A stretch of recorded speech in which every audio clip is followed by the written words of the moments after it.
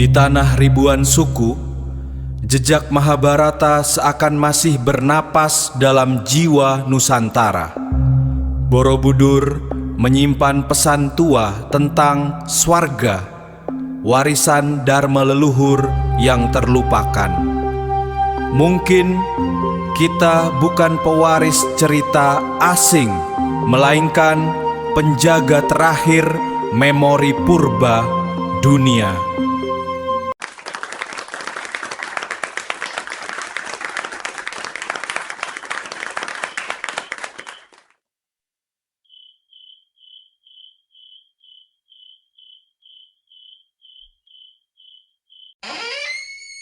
Coba Anda bayangkan, baru sadar kalau film Hollywood favorit Anda itu ternyata cuma remake. Iya, kayak remake dari film lokal indie yang udah dilupakan orang gitu kan. Nah, persis. Seperti itulah kejutan yang bakal Anda temukan hari ini. Kita mau membedah kumpulan sumber yang mengajukan teori sejarah yang radikal banget. Sangat radikal. Maksudnya, ini mempertanyakan dasar dari apa yang kita tahu? Benar. Teorinya itu gimana kalau epos raksasa Mahabharata sebenarnya bukan dari India? Gimana kalau akarnya itu justru di Nusantara, tepatnya di benua Purba Sundaland? Ya, sumber-sumber yang kita baca hari ini memang menantang pemahaman konvensional kita sih. Teks ini nggak melihat Mahabharata murni sebagai karya sastra impor. Terus melihatnya sebagai apa dong? Teks ini mengajukan hipotesis kalau kisah itu sebenarnya rekaman trauma kolektif dari peristiwa geologis nyata di Nusantara, jauh sebelum daratan ini tenggelam. Oh wow, trauma kolektif ya. Oke, mari kita mulai dari klaim datanya dulu. Karena ini bagian yang bikin saya penasaran banget. Silakan, datanya memang cukup spesifik di situ. Di teks sumber itu disebut ada 361 suku dalam epik Mahabharata, rinciannya 38 Pandawa, 59 Kurawa, dan 264 suku campuran. Betul. Dan sumber ini langsung mengaitkan angka itu dengan Indonesia saat ini kan? Iya, persis. Dikaitkan dengan keberadaan 1.340 suku dan 671 bahasa di Indonesia sekarang. Pertanyaannya secara matematis, gimana angka 300-an itu bisa membengkak jadi ribuan? Nah, menurut teks ini, mekanismenya ada pada rentang waktu 12.000 tahun dan perubahan geografi yang ekstrim. Pasca zaman es itu ya? Tepat sekali.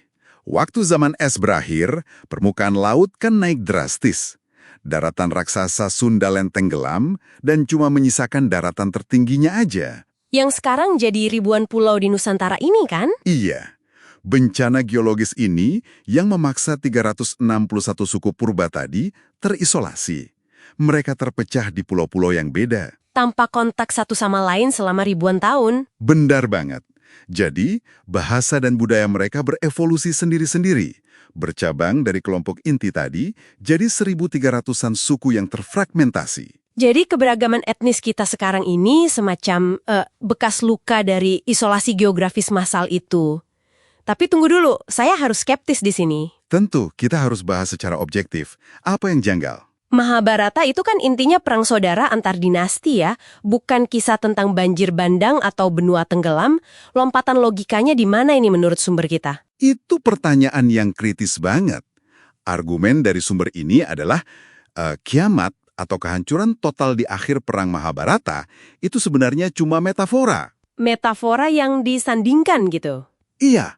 Bencana alam skala benua yang menghancurkan Sundaland itu perlahan diubah oleh ingatan sosial.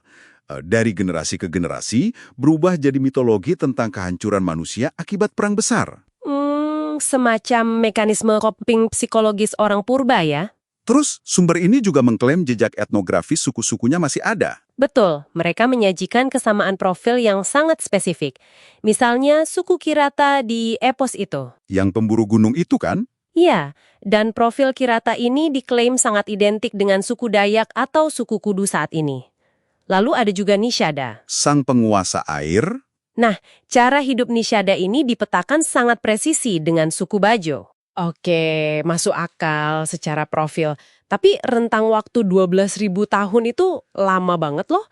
Gimana memori sosial ini bisa bertahan tanpa hirang? Apa ada semacam kapsul waktunya? Disinilah sumber kita melihat Candi Borobudur sebagai medium penyimpan memori itu. Borobudur. Masa sih? Di bagian mananya? Terutama di bagian dasarnya yang tersembunyi. Di situ ada 160 panel relief Karma Wibangga yang memvisualisasikan hukum sebab akibat. Di panel ini, ajaran Dharma Nusantara terekam. Oh, yang ada gambar pohon kalpataru itu bukan sih? Betul sekali. Melalui relief pohon kehidupan itu, manusia nggak diposisikan sebagai penguasa alam yang hierarkinya paling tinggi. Manusia itu sejajar dengan flora dan fauna. Berarti Borobudur di sini diinterpretasikan bukan cuma monumen agama dong. Ini kayak, konstitusi ekologis 3 dimensi? Analogi yang sangat pas. Ya kan, kayak panduan bertahan hidup yang diukir di batu. Buat ngatur keseimbangan ekosistem karena trauma masa lalu gara-gara kehilangan daratan. Tepat. Pemahaman ekologis yang praktis bukan cuma pelarian spiritual aja menurut teks ini.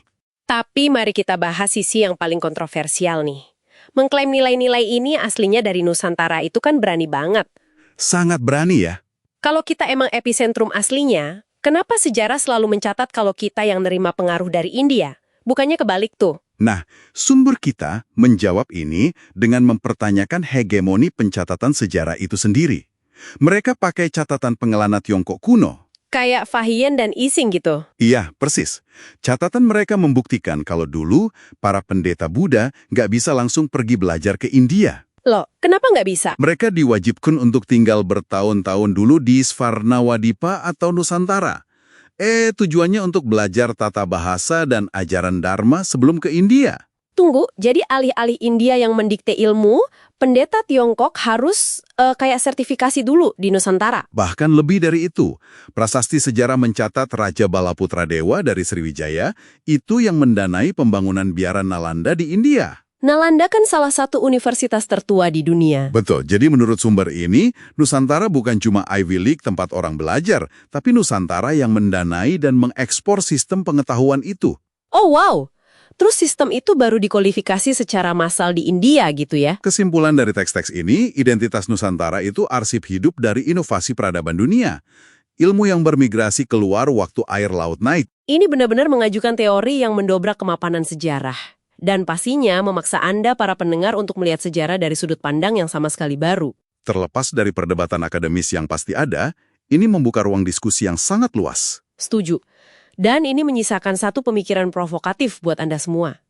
Mengingat epos purba ini mungkin aja rekaman trauma leluhur saat menghadapi perubahan iklim ekstrim.